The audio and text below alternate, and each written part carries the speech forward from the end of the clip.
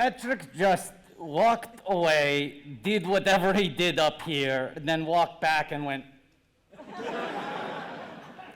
Did not know we were going to start the show. Most of our guests are not here yet. And I said, what's so hard out? And he went. He apparently only speaks in hand signals now. Well, I'm already talking about, well, no, I'll wait to tell this story when he comes up on stage.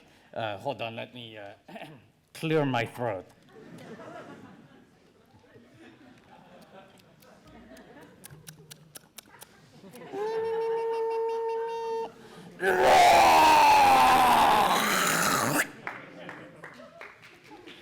Hello, I am Watto.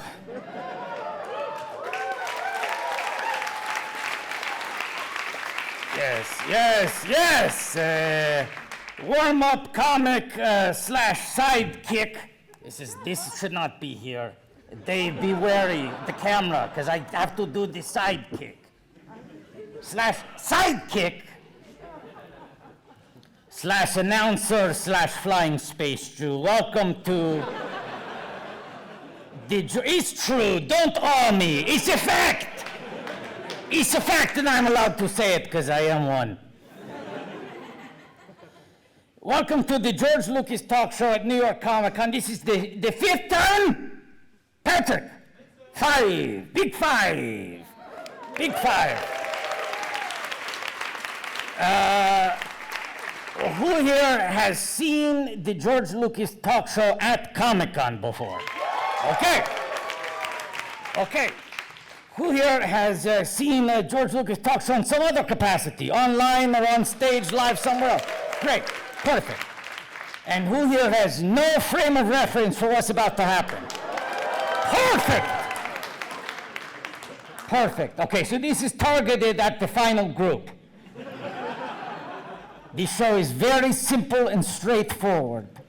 We are known for having one of the thinnest premises in the game. So I feel like I barely need to set this up, but retired billionaire filmmaker George Lucas in the year 2012, 13,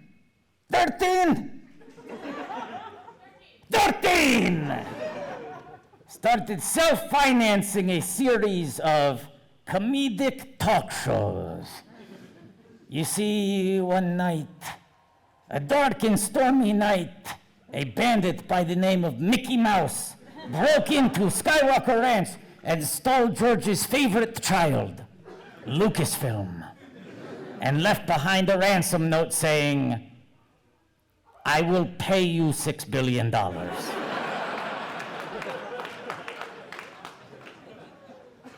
And just because George signed that ransom note and had it notarized, they never gave Lucasfilm back.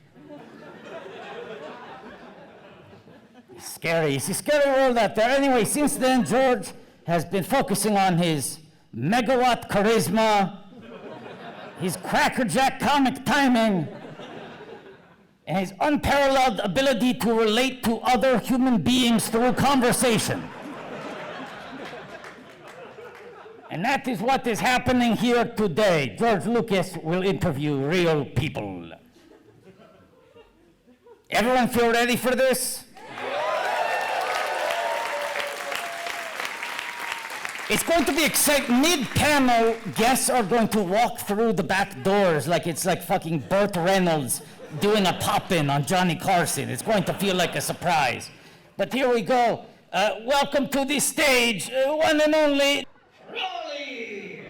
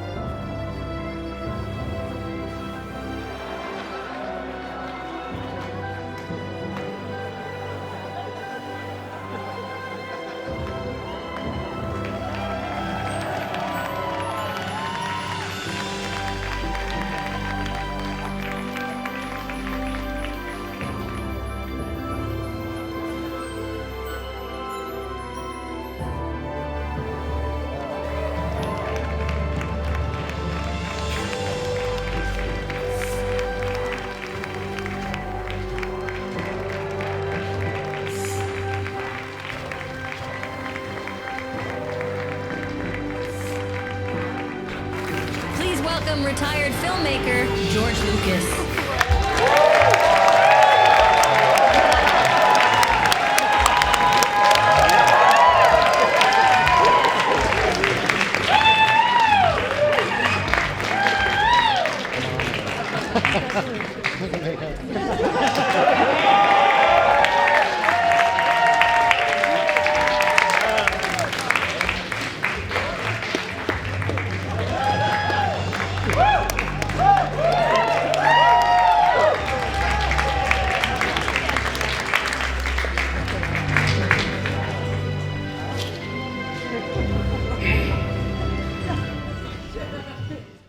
Hello, I'm George Lucas, creator of Star Wars.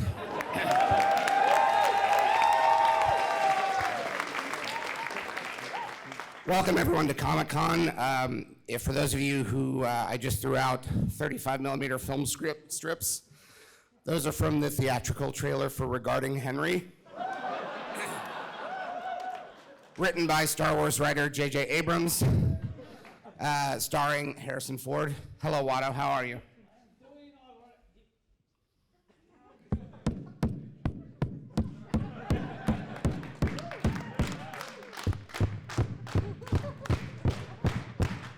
Not my tempo! I'm doing all right. How are you, George? I didn't even run all the way around the room, and I feel like I'm about to die. The last couple of years have been tough on all of us. It's not been a very active past few years. I've been working on my museum. Yes. I have a couple of apologies up top. Oh, boy. For those of you who haven't heard, and might as well announce it here at Comic-Con, the Lucas Museum of Narrative Art, which was scheduled to open in 2023, we've now pushed that back to 2025. This is no joke. It's not joke week anymore. This is real news, folks. Yeah, this is really happening. So for those of you who bought your tickets to fly out to Los Angeles to visit my museum next year, I hope they were transferable because the museum will not be finished. In honor of that, I know for some of you who follow the show on social media, and for those of you who are here before the pandemic, we did a panel where we sprayed, yes, Billy D. Williams had a signature scent in 1991 called Undeniable. And prior to the airborne pandemic, we decided it would be fun to spray some of it in a very large and airy convention room, only to discover, and those of you who are there will never forget, that it was a low-key chemical attack. I purchased online a single container of Undeniable cream. Topical cream. Yes, and the plan was to unleash it in some way here, not to spray it on the crowd. It's just a small container, but maybe one person could enjoy it. I forgot it, so we're gonna push it back to 2025. Okay. Can we bring our producer, Patrick Cotner, out because I want to rake him over the coals for something. Yes, no applause. Pray silence for the entrance of Patrick Cotner. Please. A respectful silence. Respectful silence. Respectful silence. So here's what happened, okay? Yeah. Watto needed to, before the panel, change into his costume. By costume, I mean little vest. Obviously, the rest of this is my real physiology. Yes. But I didn't want to put the vest on in public. Yes. So I was trying to find a place to change. Yes. There's a bathroom right here. Yes. There are curtains in front of it and guards in front. Yes. Patrick says, you should use that bathroom. Yes. I said, do you think they'll let me use the bathroom? Yes. Patrick said, we should try. Yes. We walk up. Patrick is within 10 steps of one of the guards. The guard says, turn around 2 lefts. Patrick, before she even finishes saying that, says, okay, turns around, walks away like he's fucking Jesse Owens. I start saying, I'm on a panel, can I please? Before I even finish asking, they go, of course. They know you. They've seen Phantom Menace. Patrick was already halfway across the aisle. Yeah. Mr. Producer, let's try. Now, It's worth a shot. Now I'll say this. What's up? No, thank you. Okay, bye. Spin around, run away. I'll say this. Another guest tried to use that bathroom, and they also got turned away. So you really lucked out. I lucked out by asking, please? This is my point, Patrick. Gotta be nicer. You got to be nicer, and you have to be willing to ask one follow-up question. Yeah. Also, Patrick, your strategy, let's try, famously debunked by Star Wars. Yeah. Do or do not, there is no try. Right, I did, and you did not. That's what happened. Yeah. Another thing that happened. There are two guests we've long wanted to book on the George Lucas talk show. Yeah. George, who's the #1 guest we've wanted to book for years? I don't know the answer to that. Judy Tenuta. That's right. That's true. That is true. There are text threads, there are emails. Why haven't we asked Tenuta? I don't know. Well, it looks like someone else booked her first, and it was the Grim Reaper, Patrick, and there you are laughing at her death. Boy, we should get our guest The up man here. who finds death funny. George, we have a surprise guest. I obviously don't know about that if you're telling me it's a surprise. I know. All right. There's four chairs. Yes, well, I'll say this. Yeah. One of the guests who's announced, not sure where they are. Didn't show up. Okay. But we have a surprise guest that did show up that I'm psyched about. All right.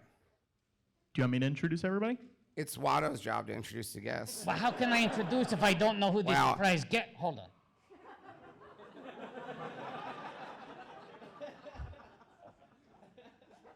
Okay. Holy smokes! That's a good one. That's a good one. Who didn't show up? I'm not sure where John Glover is. Noted, but let's not tell the audience because they'd be very disappointed. Yeah. Not sure where he is. Also, Patrick, you have time to find him. Yep. He's in the building. I know. I've called the rep and I don't know where he is. Let's welcome to the George Lucas Talk Show, Brandon Wayne, Lateef Crowder, Alyssa Wong, and Zach Cherry. Here we go.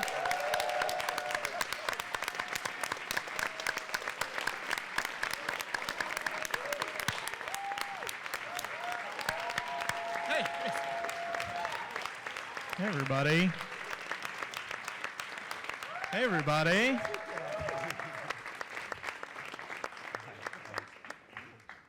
Patrick, I don't think you should be sitting here if you could be running around the building frantically finding him. Can you imagine what a hero you'll be if you find him? Yeah. To everyone? I'll try. I'll work on it. Don't do it on your phone. Do it in real life. Run one lap around the building. Patrick, I'm not joking. You know this isn't bad. This Do is one what serious lap around the building, yelling out his name.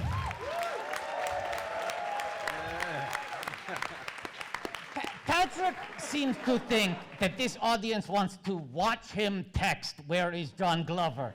rather than know that he's out there working his push-off. Even if he doesn't find him, just the sight of him coming back will be more exciting than watching him play on his phone for 15 minutes. Absolutely. Absolutely. And Well- look at what the great panel we have. Look at this panel. We got Brandon Wayne, Lateef Crowder from The Mandalorian. We have Alyssa Wong, former writer of the Dr. Afra comic, current upcoming writer of Deadpool. Woo! And we got George Lucas Talk Show, New York Comic Con panel mainstay and star of Severance, Zach Cherry.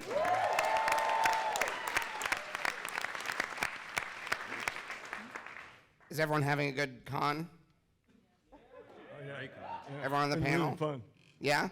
What do you do for fun when you're wandering around these buildings? Do you have a favorite thing? I'll start all the way at the end, Brendan. I like to, because I wear a helmet, nobody sees my face. Yeah. It's nice to walk up to the other Mandalorians and ask them to take pictures and then post it and have them go, "Oh, shit. Oh, my God. Are you kidding me?" That's fun. They don't know. They have no idea. They just think you're some cowboy. They're like, "I loved you at Urban Cowboy, sir. You were great." I My mean, father really respects you. Brandon, I have a question for you. So you're saying, you might not get recognized as much because the character you're currently playing is masked. But you got the infamous walk at this point. You got hired for that gait. Do you see anyone clocking you and going, "That guy is walking like a Mando"? Do people recognize your swagger? Yeah. Actually, yes. Yes? Yeah, it's a little, sometimes I'm like, oh, okay, that person was checking out my ass. So, yeah. And that's 100% pure Mandalorian ass. Well, and famously, this is a talk show, but at times, you know, we've never really tried this, but it could be a walk show. It could be a walk and talk show. Because there is the phrase, the famous phrase, they can talk the talk, but can they walk the walk? Yes. You walk the walk. Yes. We should also acknowledge Patrick is now and forever saved in my phone as Walks the Walk Cotner. That's right, and right now, what is Patrick doing? He's Walking. walking the We walk. made him, he was talking the talk. Oh, text. We said, no, fucking walk Walk that. the walk. Yeah. What is your favorite thing at Comic-Con? What do you like? What's the most fun thing? Besides filming him and his, giving out all his stickers and stuff and laughing at it, all the costumes are just amazing. And then, like I said, some of the Mandalorian costumes, I wish we had some of those pieces because they look a lot more comfortable, Oh, than what yeah, we wear. comfy Mando. Yeah, exactly. I mean, that could be a plot line in a later season. Yeah. That, like, he's like this costume, like, especially if in the new season, and again, I'm not on the inside anymore, but it seems like, based on what I've seen, what I've heard, it looks like Mando's in a little bit of trouble where they're like, you're not a real Mandalorian anymore. If I was writing, I'd have him say, fine, then I'm going to make my suit more comfortable. Yeah, it's also like, as the show's gone on, his armor evolves, right? He keeps on upgrading pieces, adding the best scar, and all of that. Maybe he should next go devolution. I wear a Snuggie. That's what I wear. Helmet and a Snuggie, better for mobility. Yeah, the Mandalorian. The Mandalorian. Patrick, everyone, a hero's welcome.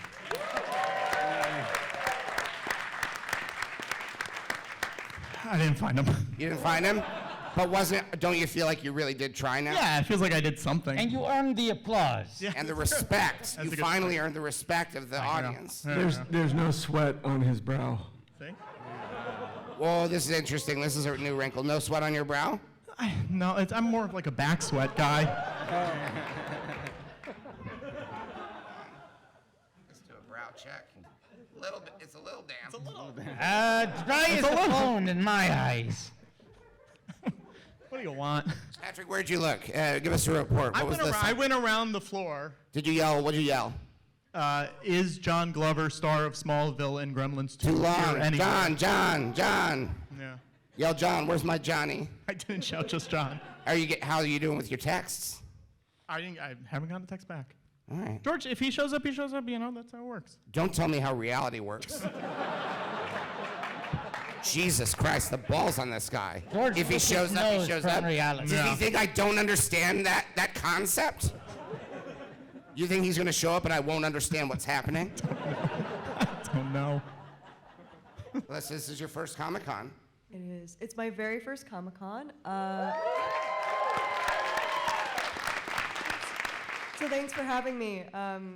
I've gotten lost in Artist's Alley. I've made it halfway through in 3 days, and I keep getting squished in the crowd because I'm small.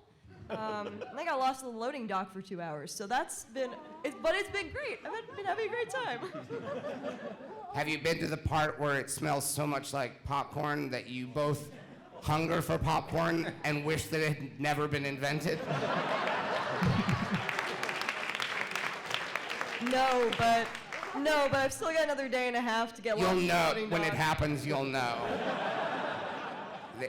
There's one area for about 100 feet.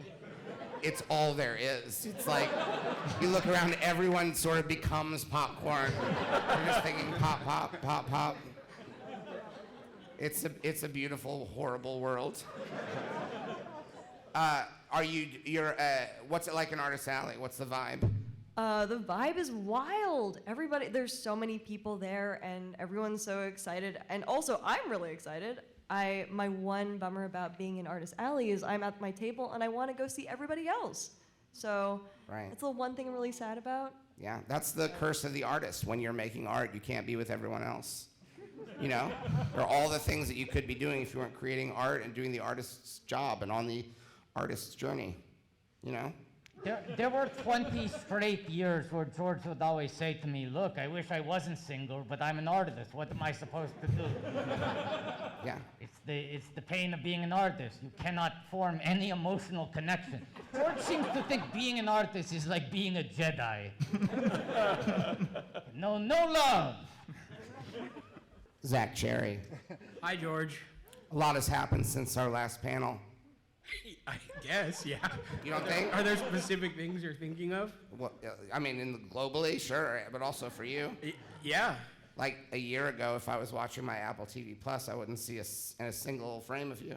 That's not true. Why? What were you on? I appeared on season 2 of The Helpsters. My premise remains true. I'm in my 70s. You think I need helpsters? I mean, I do need helpsters. Anyone. But not needs those. help- That's a child show.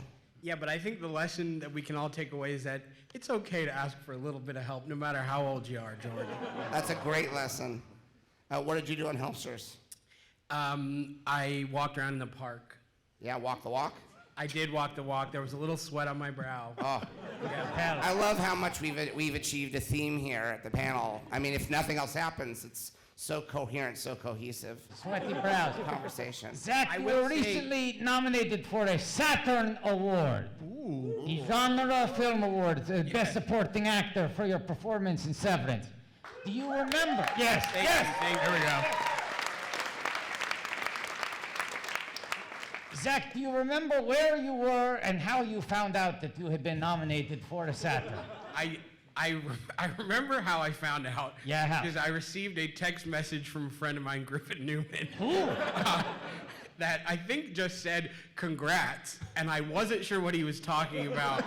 And then I think I did some Googling, and then a few minutes later I was tagged in something, and that's how I found out. Is the award one of those cars? Cars. A Saturn. Oh, I don't know. You don't know? I don't know. I mean, I think you would know if it was. You'd be driving around. I didn't win, or I don't know if it even happened yet. Well, check your text. Maybe you won. Yeah, okay, I will. That's how you'll find out. Yeah. But of course, Severance is the thing I was referring to. Yeah. It's very THX. Of course. I of course Does know everyone what agree? you Like the mean. vibe, it's very THX 1138, my first feature film. Yeah. Very, because it's kind of like cold looking. Yeah. A lot of what I was doing was inspired by Really? your film. Yeah. Because I didn't put a lot of funny stuff in there, and you're pretty funny on the show. Well, and that you film know. is not funny. You know, to each their own. You laugh at THX 1138? For me, it's one of my comedy touchstones. Do go on. Huh? Do go on. I love the stuff at the beginning, and then as it goes on, it to me gets funnier and funnier. Wow, you really have seen it. And I usually laugh hardest right at the end when the credits come up. That's Yeah. when I. When there's the big sun? Yep. Now, when I say that, do you think that is a scene where someone has fathered a child and there's a big sun? Or do you think it's a sun like a ball of gas? I think what's so great about art to me is that it doesn't have to be one or the other. You spent a lot of time on Severance walking around the hallways. Yes. Did you develop a distinctive walk for your character? I would say yes. Yeah. And you do scenes with Christopher Walken. Yep. Did you have any scenes or any scenes coming up in the next season where you have to do a walking and talking? I need does that mean that Christopher Walken has to be involved in the walking and talking? Yeah. Or can it be with anyone? No, you and Walken are doing a walk and talk. The answer is I don't know. I don't Okay, know. both of you have to be walking and talking I can't simultaneously. confirm or deny, and I don't even know. So. It's okay to spoil things at a con. This It's is just the an one announcement. place. You're here to promote it. It's the most okay place. It's like international waters for information about upcoming projects. Like, even if you say something you're not supposed to, they'll be like, well, at least you dropped it at the con. Yeah, this is how it works, Zach. At cons, you go, I don't know if I should be saying this. Oh, what the hell? And then you say something, the audience applauds. You go back, the PR person's like, perfect, exactly what we told you. Yeah. Yeah, and then Thank before you you know for it, sticking there's to a the headline, Walkin' and Talkins for season 2 on Collider.com. Yes. So, I'm sorry, am I supposed to spoil something? What's the biggest thing that's legitimately a spoiler that you don't think you'll get in trouble for that you can announce here at the con? Okay. And if there's nothing, say nothing. Okay, I need some time to think about it. You have That's until a 4 o'clock. perfect way to end the panel with Zach's big Severance I will spoiler. think of the thing I can say that will get me in least trouble, but Preferably no trouble, although I'd love it if you do something with okay, we'll see. I'll see what I can think of. I'll see what I can think of. George, let's maybe lay off on Zach for a little bit because we're putting him in a stressful position. Brandon, Lateef, what can you spoil a Mandalorian season? I mean, I think the best way to. I mean, this is delicate. You all are gonna have to keep it a secret, but. Wait, let's make everyone promise. Everyone say, and I'm gonna be watching to see, make sure everyone says it. I promise to keep it a secret. This will never leave. Keep it a secret. This is the way. And Now listen, I do, Lateef- no, seriously, I want you to keep this a secret. So everybody on their phone, I want you to start recording it. Yeah. And then say, I promise to keep it a secret. Yeah. No, seriously though. Yeah, Everyone get your phones out. And we only have 2 people filming this panel for us, so there's a real tone of silence. It's great. I mean, this is gonna be tough, but I'm gonna be honest.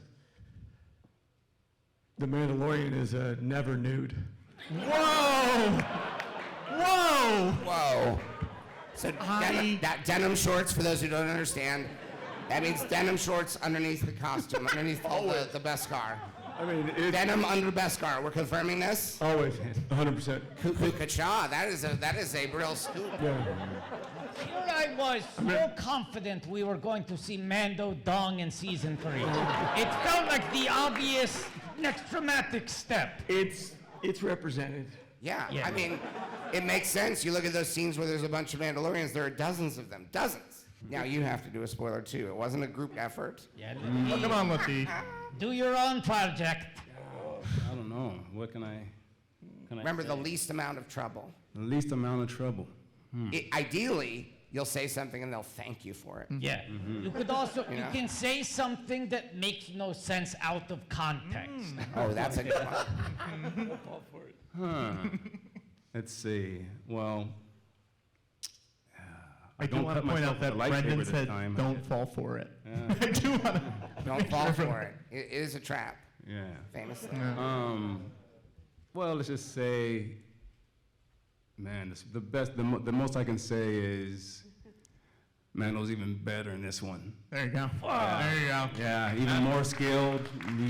He's pulling it all out this one. So, He's scaling up. yeah, he's Leveling scaling up? up. He's leveling Yeah. up. Let's just say that. He's gonna come out with you with both barrels blasted. Blazing. Wait, just- he's doing finger guns? Yeah. Yeah.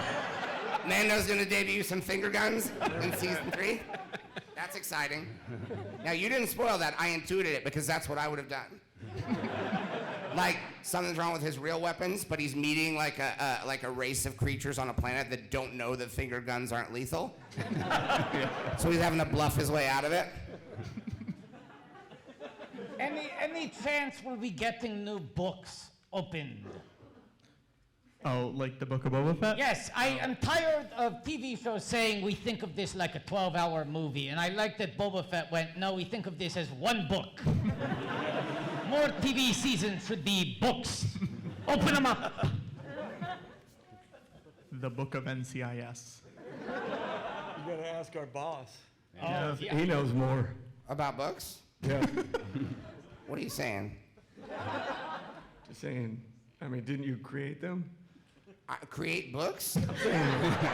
You're- I am not that old. You kinda. No, I mean, we had a publishing arm that I would sort of sign off on things. Yeah. Occasionally, I'd put my name on the book and tell the author, like, I'm gonna say I wrote it. That's very Star Wars of you. Yeah, I have the high ground, publishing-wise. You published your own edition of Charles Dickens' Bleak House, which That's was right, launched still last available year to at order. Comic-Con. Yeah. Book 1, the first half of Bleak House. Now, I want to talk a little, now we're in spoiler country, I want to talk a little Deadpool. Oh. Right? Now, there's probably Deadpool stuff you know that you're not allowed to say, right? But what would Deadpool do if he was here? He would spoil things. And don't say Deadpool doesn't know what he shouldn't spoil, because Deadpool knows everything. Yeah, that guy's a little stinker. I feel like Deadpool both knows and doesn't know at the same time always. It's like Schrodinger's Deadpool knowledge. Like, you never know what's gonna happen. Right. I mean, the irony, though, is Deadpool is so meta, he knows that he doesn't know, if that makes sense. Yeah. Like, he'll turn to the audience and be like, I don't know this. But you might. Yeah, he's so meta and he doesn't even know it. But he knows that he doesn't even know it. Do you, when you're writing for Deadpool, what's your process for getting into his head? Because that guy's pure chaos. I mean, I play a lot of Carly Rae Jepsen on repeat. You got a favorite? You got a favorite? No, all of it. All of it? All of it. Oh, you sound like Zach talking about THX. I do sound like, but consider, all right, listen, Call Me Maybe came out in a very emotionally difficult time in my life, and it's imprinted on my brain forever. So, I might have listened to Call Me Maybe on loop while writing an entire issue of Deadpool over a week. Yeah, well, yeah, it's always a good time. It is. Zach, we're back to you. I'm ready to reveal my spoiler. Okay, this is great. This is great. Wait, let's take the oath. I promise to keep it a secret. I promise to keep it a secret. Wow, it so quickly feels like church, doesn't it? God, I just got like a chill, like, oh, this is bad.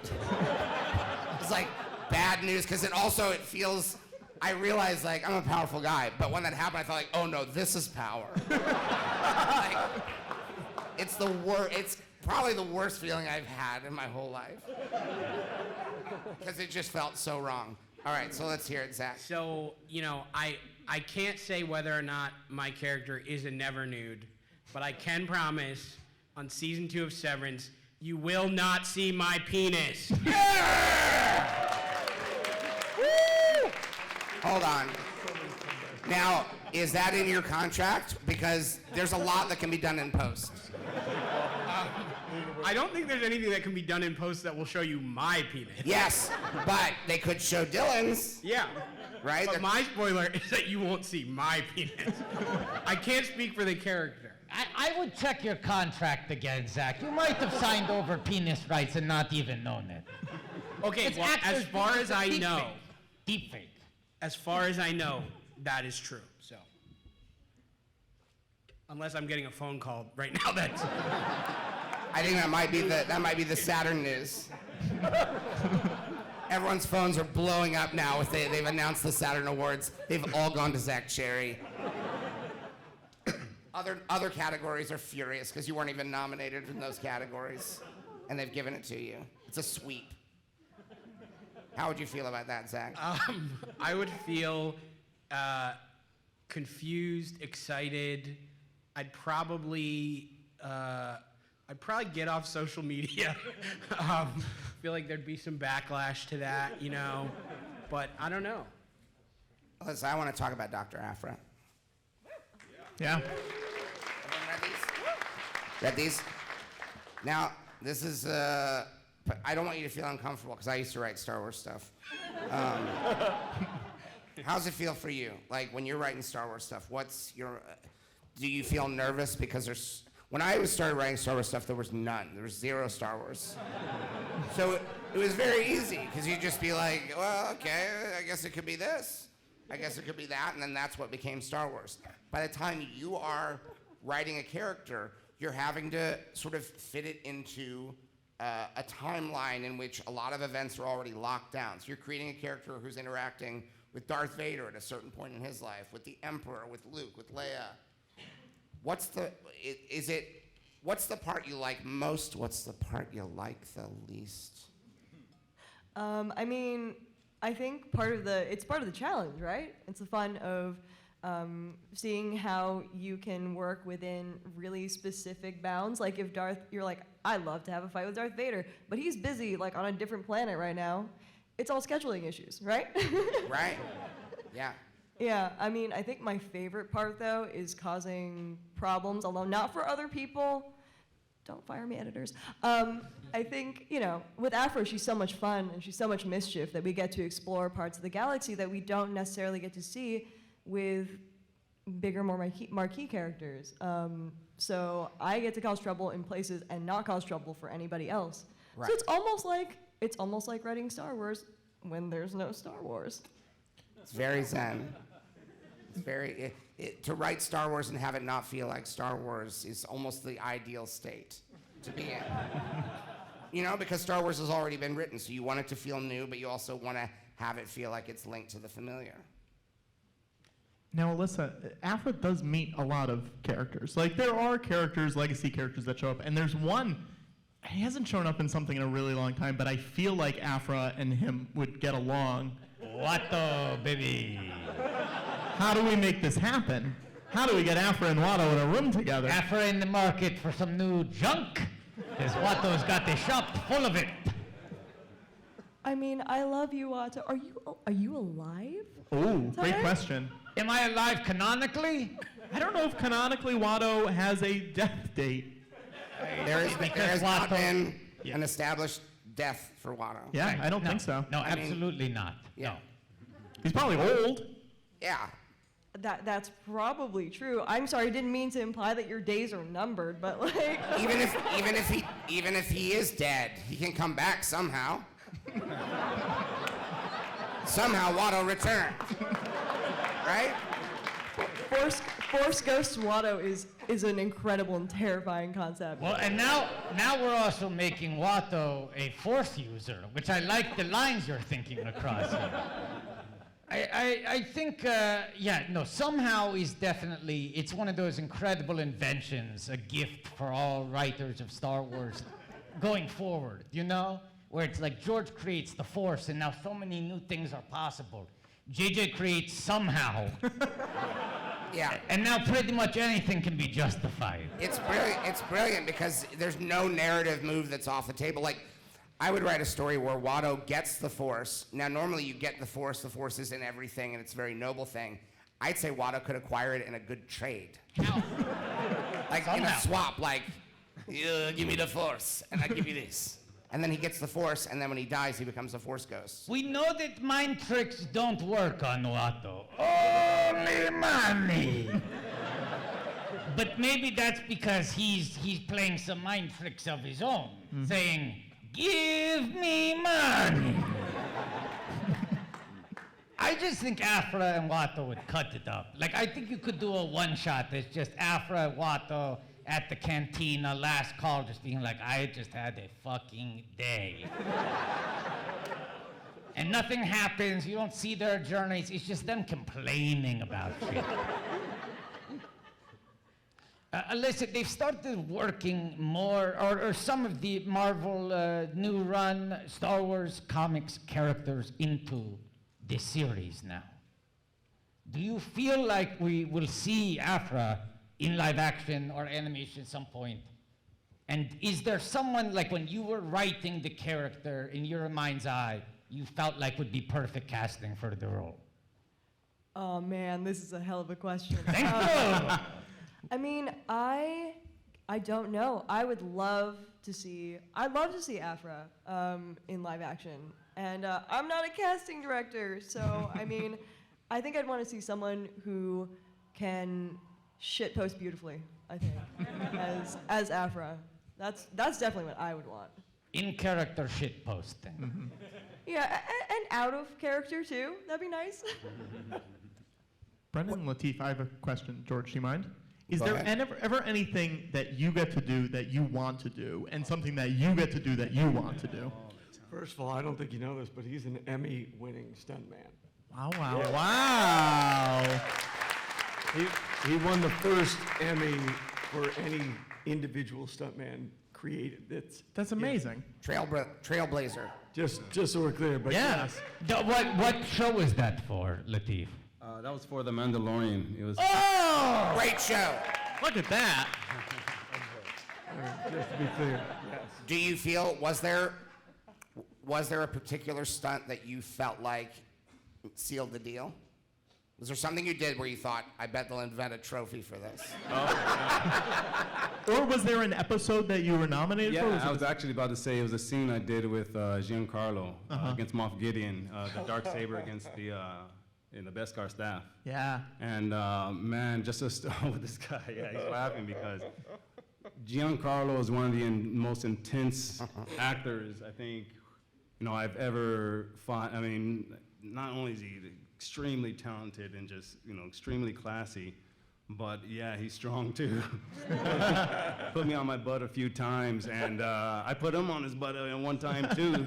And I was like, oh no, usually in the stunt world, that's a no-no. And it's like, man, I could get fired for this, man. It's like one of the biggest guys in the industry. And he popped back up, he's like, man, keep it rolling, keep it rolling. And then I got scared, because he's like rolling his neck. And he was like, oh shoot, he's gonna bring it. And he brought it and broke about 7 dark sabers over my head, and then broke, I think, one over Oh my God. over Brendan's My head. face. Yeah, his face. And that was just off camera, just for fun. Yeah. I was walking by. Yeah.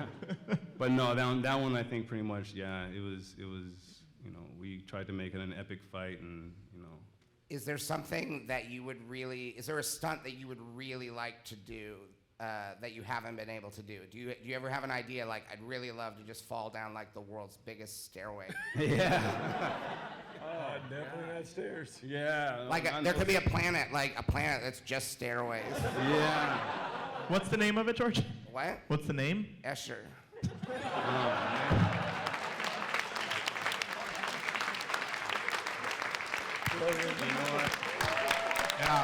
Yeah.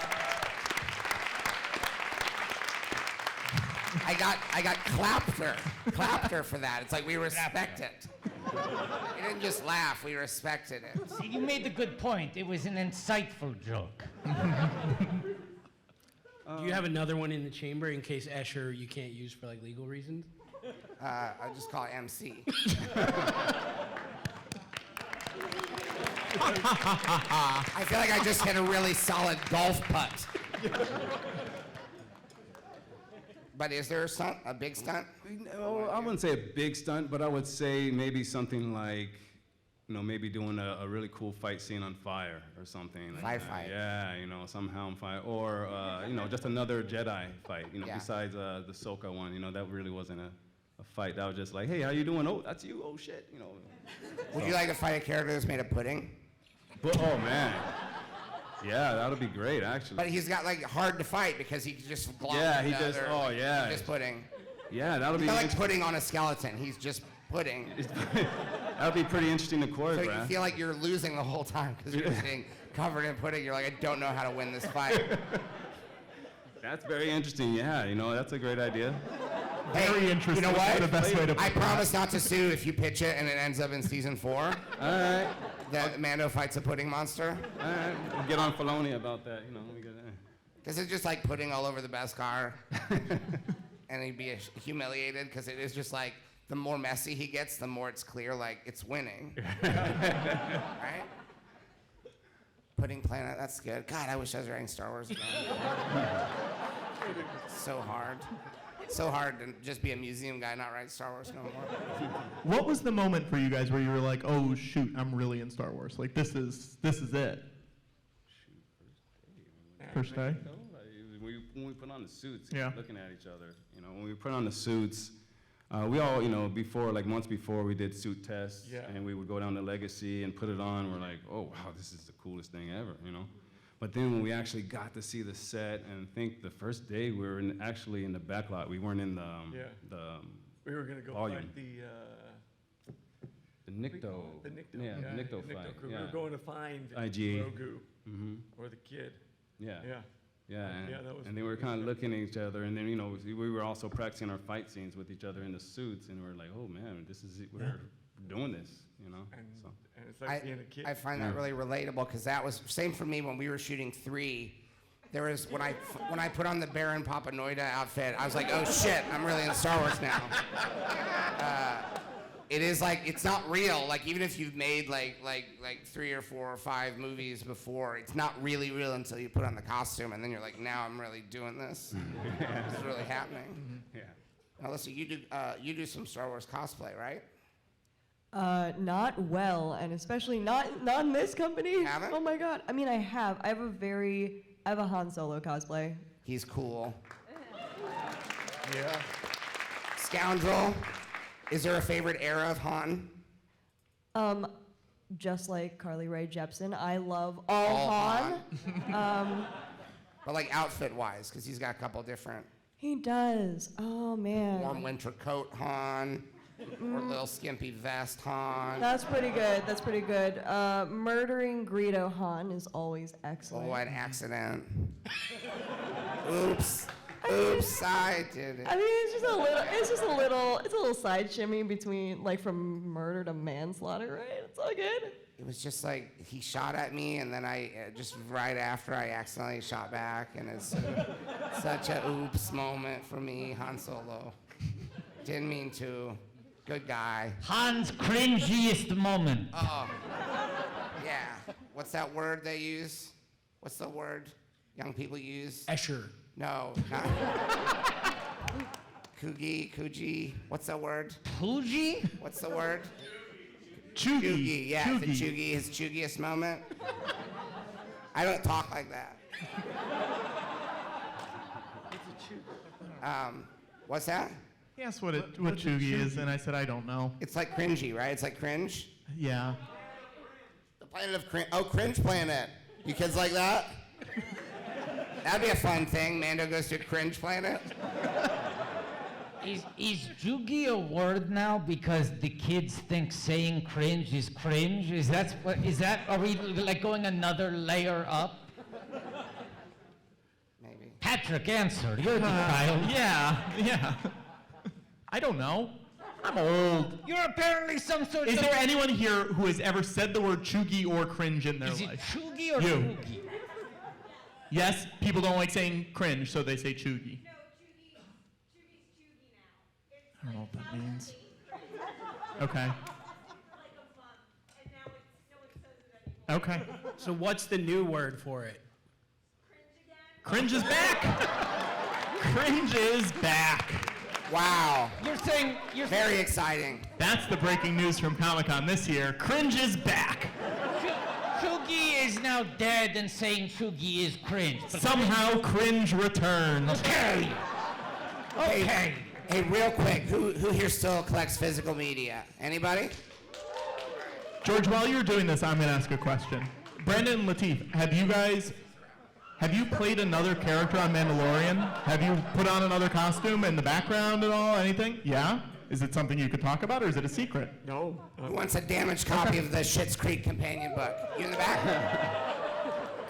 I played the Mandalorian in Death Watch who saved the Mandalorian as a child. Oh, yeah, in the flashback scene. Okay. Serviced myself. Cool. As usual. Yes. It's that classic New York Comic-Con tradition where George goes through the stack of movies he's upgraded to Blu-ray in the last year and gives them out to strangers. What do we have here, George? Oh, these are rare. These are actually rare. This is Commander George Sakul. It's George Lucas's an X-Wing pilot. Hand this back. My favorite part of every talk show is when the host handles sort of logistical details while the He guests loves sort of this. just take care of themselves. Let's, Lateef, is there someone else that you played, or? Not in The Mandalorian, but in the Book of Boba Fett, I played many different characters. Okay. Yeah. Okay. Yeah. There's a lot of characters, Boba Fett. Yeah, the Trandoshan, everything. You know. Yeah. That rules. Zach, you have, with you on stage, you're the only person who has not yet worked in the world of Star Wars, okay? And obviously, you and George have a very good relationship, but he holds no sway Right. in that corner anymore. But you have two people working on Mandalorian, someone who's written Marvel Star Wars comics. I think this is the moment to pitch your character.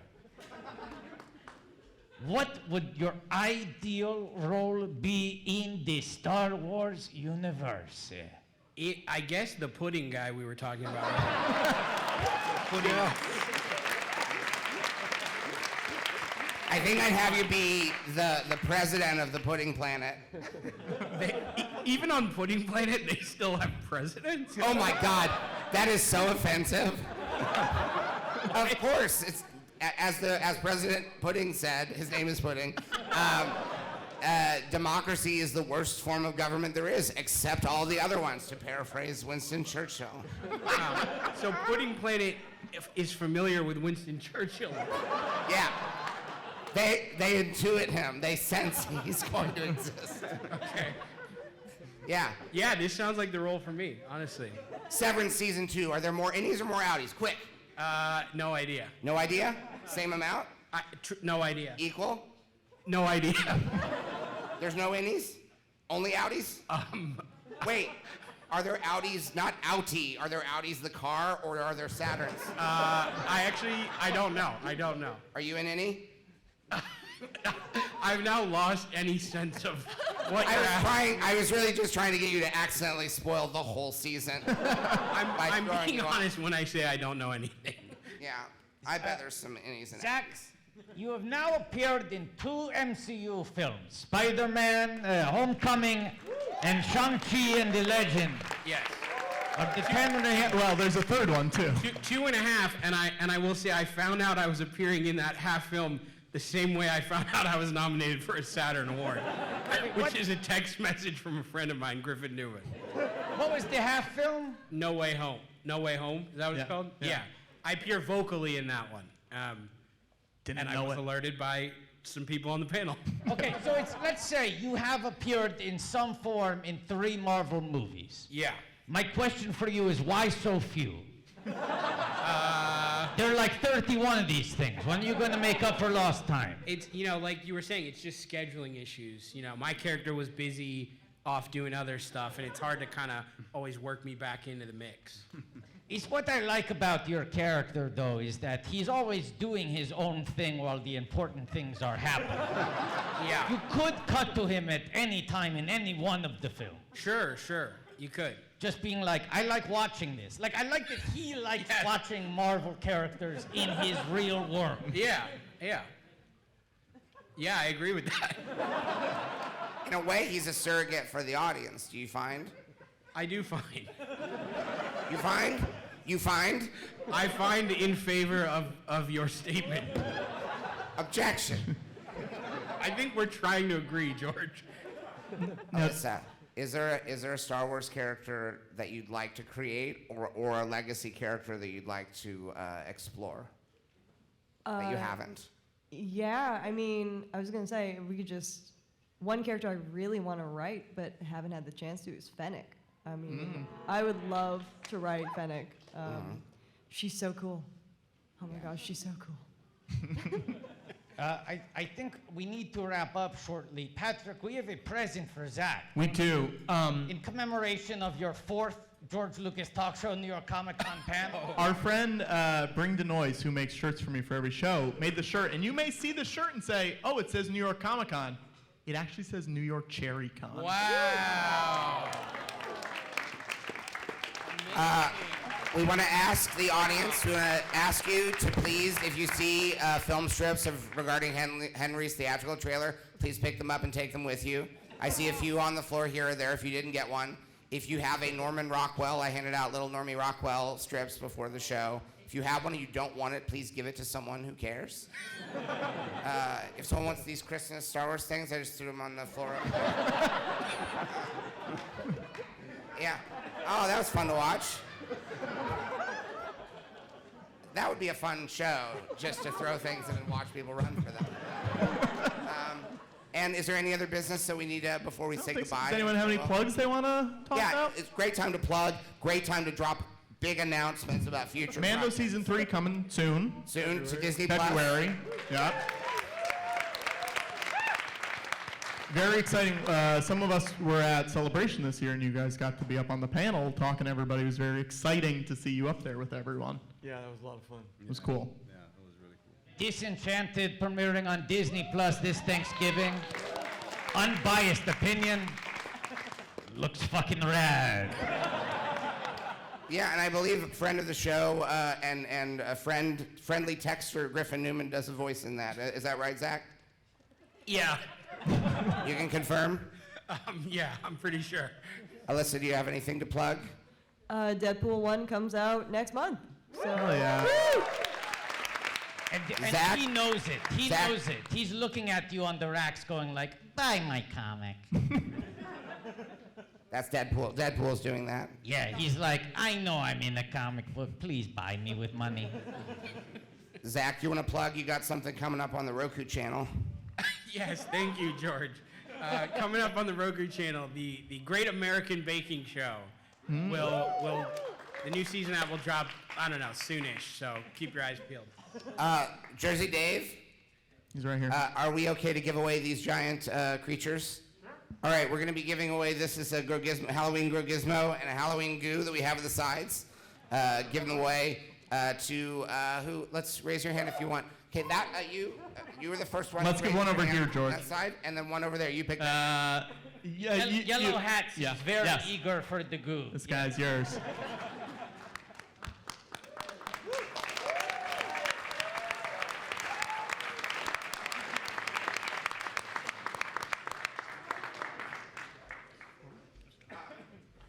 Gizmo, as you know, is a character that is owned by the George Lucas talk show. Despite what the Warner Brothers lawyers would have you say, it is an original character. I also think it's a good time for me to announce the new characters that we encourage people to do fan art of. These are original characters not owned by Warner Brothers. Pork Pig and the Bunny Bugs. Draw fan art, start hashtagging Pork Pig and the Bunny Bugs. New original characters not owned by any corporation. They're public domain characters. We're going to release them to the world. We want everyone to do fan art of Pork Pig and the Bunny Bugs. The bugs have little bunny ears, but they're not Bugs Bunny, they're Bunny Bugs. And their friend is Pork Pig. Yeah. Thank you, everyone, for coming to the panel. I want to thank our guests. Thank you, everyone. Thank you to our guests. And may the force be with you always. Yeah.